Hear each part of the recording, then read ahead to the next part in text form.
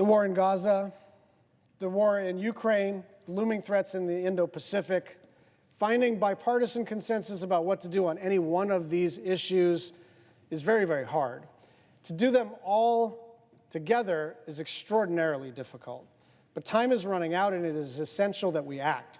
One, because we have a very real security interest in each of these areas.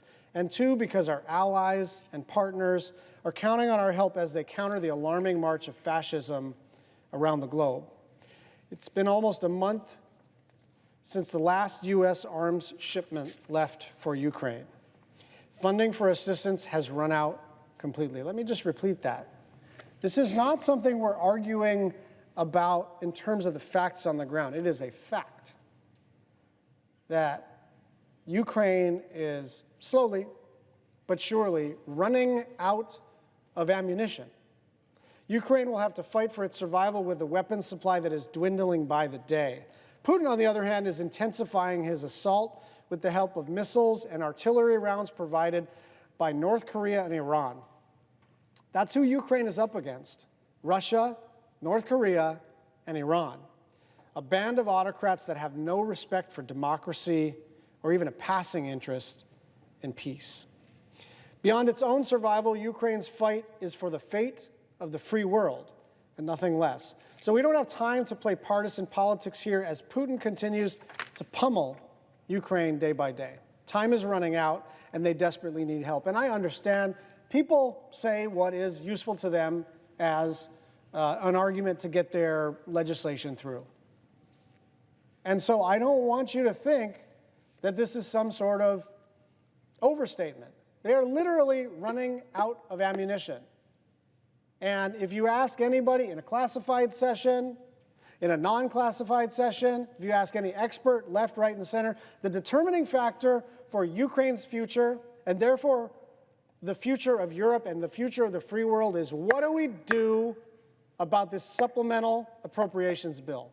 They are running out of ammunition, and Putin is banking on a war of attrition that Ukraine will not be able to win. Meanwhile, the war between Israel and Hamas since Hamas's barbaric attacks on October 7th continues to devastate millions in the region. Hamas still holds 130 hostages captive, including Americans and even a year-old infant. As the U.S. made clear in the immediate aftermath of the Hamas attacks, Israel has an entirely legitimate right and an obligation to defend itself and to rescue the hostages. And it should not be lost on anyone that Israel continues to lose scores of young men and women in battle trying to protect their nation in the wake of this unprecedented terror attack. But just as the U.S. has a responsibility to Israel as its closest ally to help it defend itself, we also have a responsibility as the leader of the free world to call on Israel to wage this war smartly and justly, to prosecute Hamas, not the Palestinian people. More than 25,000 Palestinians have been killed in the last 3 months, most of them women and children. This is in no one's interest, strategically or morally.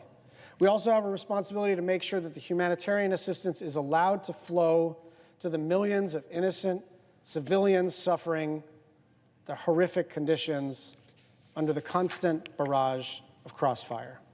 Even in the face of heightened passions and justifiable anger, we have to make a distinction between people and their governments. These are two people suffering agonizing losses, two people who want to live their lives just like the rest of us, outside of the constant shadow of violence and bloodshed. They just want to go to school or teach at a school or be a garbage collector or bake bread or eat bread or drink coffee or make coffee or fix roads or drive on a road. Everybody has basic human needs. Everybody has basic human needs. And the idea that we can't see beyond our geopolitical disagreements to understand this is causing immense suffering for everyone is one of our fundamental challenges. And I talk a lot with the presiding officer from New Jersey about this. You know, it is at least partly the internet. It is at least partly the fact that if you say something about the suffering of Palestinians, the first thing out of everyone's mouth in your replies is, what about October 7th? And if you say Hamas is terrible, people say, what about the... And the truth is, there really is suffering on both sides. And I am not trying to make equivalent a terrorist attack with a reaction to that terrorist attack. I am not. But you know what? That's all written in the wind. Everyone is suffering. Everyone is suffering. And so whenever and however this war ends, there has to be a path to a just and a lasting peace.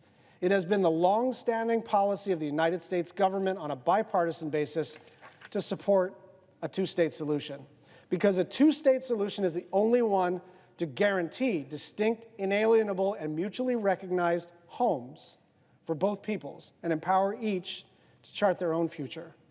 As we consider a major aid package for the region, it's not insignificant to, at the same time, reaffirm our commitment to that vision.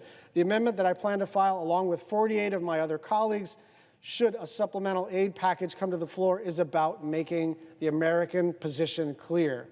Inherent to achieving a two-state future is leadership on both sides that is actually interested in peace, and both sides feeling secure enough to pursue it.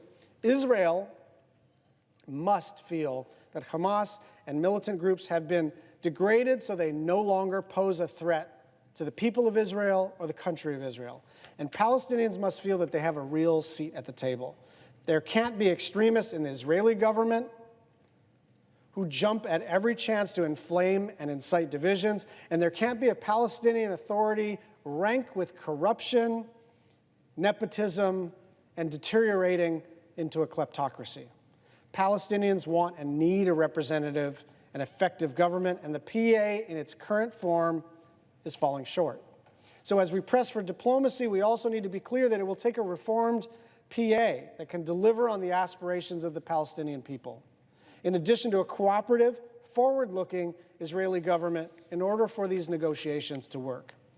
Changing a long-standing and deeply broken status quo is hard, but it's incumbent on the United States of America as a global leader to do everything that we can to foster the conditions for an enduring peace.